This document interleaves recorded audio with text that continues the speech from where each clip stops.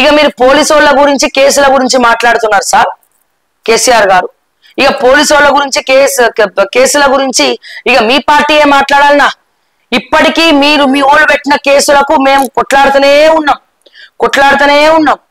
ఇది ప్రజాస్వామ్యమా ప్రజాస్వామ్య హితమా అని చెప్పి మాట్లాడేటువంటి కేసీఆర్ గారు, మరి మీ హయాంలో ప్రజాస్వామ్యం ఉందా? మళ్ళీ ఎంతో మంది మీద కేసులు అయినాయి కదా, ప్రశ్నించే వాళ్ళందరి మీద కేసులు అయినాయి కదా. తీన్మార్మలను మొదలుకొని, రఘును మొదలుకొని, మైపాల్ని మొదలుకొని ఇక చెప్పుకుంటూ పోతే చాలా మంది ఉన్నారు కేసుల విషయంలో. కిడ్నాపులు చేసినారు, దాడులు చేసినారు. మరి ఇది ప్రజాస్వామ్యమా? కాంగ్రెస్ చేసేది కూడా గదే, కేసులు పెట్టడం తప్ప రేవంత్ రెడ్డికి ఏం రావు. ఎందుకంటే నా పైన 83 కేసులు ఉన్నాయి, వీళ్ళ మీద కూడా ఉండాలని చెప్పి కంకణం కట్టుకున్నా ఆయన.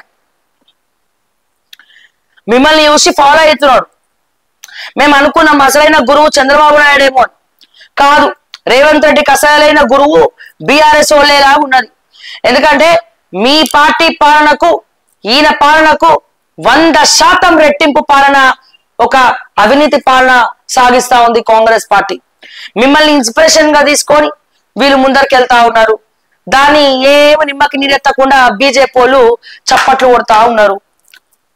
ఇది తెలంగాణలో సిండికేట్ పాలిటిక్స్ కు దారి తీస్తా ఉంది. Sorry to say this KCR గారు, మీ పాలనలో ఎంతమంది మీద కేసులు పెట్టలేదండి? ఎంతమంది విద్యార్థుల మీద లాఠీ చార్జ్ జరగలేదండి? ఎంతమందిని 2008 డిఎస్సి బాధితులు మీకు బాధలు చెప్పుకుందామని వస్తే మీ గేట్ బయట, ప్రగతి భవన్ బయట లాఠీ చార్జ్ చేసిరా లేదా? చంటి బిడ్డల్ని పిల్లల్ని ఎత్తుకొని మీ గేట్ కాడ కూర్చుంటే మీరు ఏం చేసినారు? టీచర్లు ట్రాన్స్ఫర్ చేయమని వస్తే మీరు ఏం చేసినారు? విద్యార్థులు వస్తే మీరు ఏం చేసినారు? ఈ ప్రజాస్వామ్యం గురించి ఇప్పుడు మాజీ ముఖ్యమంత్రి పొజిషన్ లో ప్రధాన ప్రతిపక్ష హోదాలో ఉన్నటువంటి కేసీఆర్ గారు మాట్లాడుతున్నారు. కానీ అప్పుడు మీరు చేసింది కూడా అదే కదా దొరా, అప్పుడు కేసీఆర్ గారు చేసింది కూడా అదే కదా. దాన్ని రేవంత్ రెడ్డి ఫాలో అవుతున్నాడు.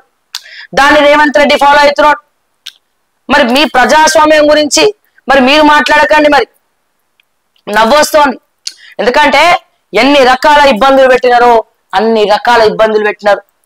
సైబర్ క్రైమ్ పోలీసులను దింపినారు, S40లను దింపినారు, హార్డ్ డిస్క్లు ఎత్తుకపోయినరు, కేసులు పెట్టిండ్రు, మా వెహికల్ సీజ్ చేసిండ్రు.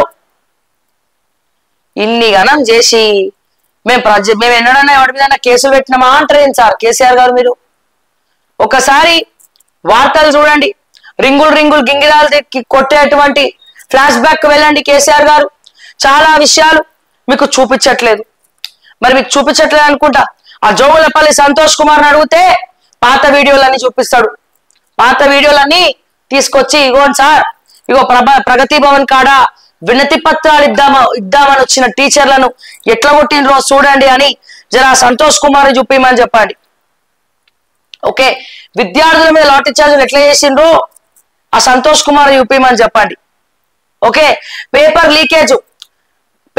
లీకేజ్ ఎట్లనైతే అయ్యిందో, కేటీఆర్ పిఏ ఒకటే ఊర్లో అందరికి సేమ్ మార్కులు ఎట్లనైతే వచ్చిందో, పేపర్ లీకేజ్ ఎట్లయిందో, అమెరికాలో ఉన్నోడు కూడా వచ్చి ఇట్లా ఎగ్జామ్ ఎట్లా రాసిండో, గ్రూప్ 1 పోస్టులు బీఆర్ఎస్ హయాంలో ఎవడెవడు అమ్ముకున్నాడో ఇప్పటికి కూడా సుప్రీంకోర్టులో కేసు.